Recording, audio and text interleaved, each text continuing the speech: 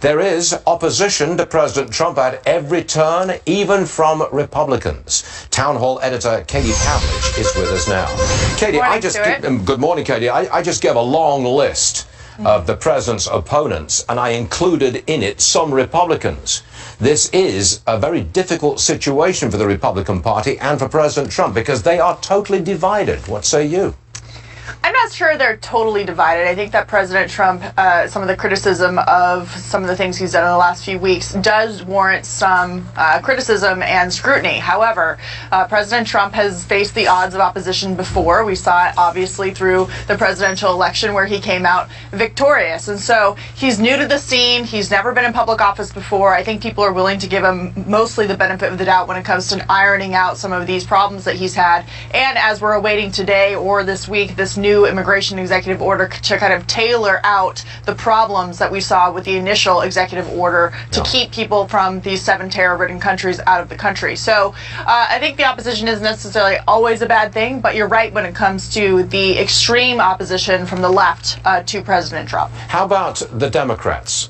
They vote on Saturday, this coming Saturday, for a new chair for the party apparatus is what I always call it, chair of the DNC. 2 candidates seem to be now the front runners, Congressman Keith Ellison and former Labor Secretary Perez.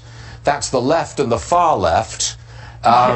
I'm surprised at how far left they're actually going. It's as left as you can possibly get, Stuart. And, you mentioned the non-cohesion of the Republican Party, but on the Democrat side, it's much worse. Actually, last week I knew it was bad because it got an email into my inbox about a hit piece on Tom Perez from the people trying to go for Keith Ellison. And when you look at who these people are, Keith Ellison is far, far left. He met with a bank leader in Israel who funds suicide bombings against Israelis. You have Tom Perez, who of course worked as the head of the Civil Rights Division under Eric Holder, who essentially believes that illegal immigrants have more rights in terms of working rights than Americans do. And he's a very racially motivated person. And so yes, we've seen the Democratic Party go very far left, and I don't think that the country is going to follow them there when it comes to elections. Hold on a second, see how that works out. We've got some breaking news on the president's upcoming executive orders, I believe, on immigration and travel. Yeah, according to the Washington Post, President Trump preparing an executive order to lift coal mining ban on federal lands. But there could be other orders coming. One that I know that's of interest to you, Stuart,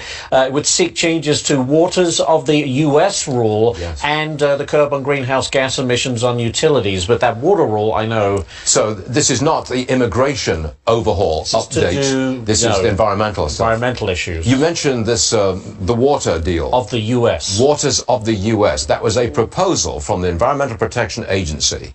Now, I do own some property upstate New York. I grow deciduous trees.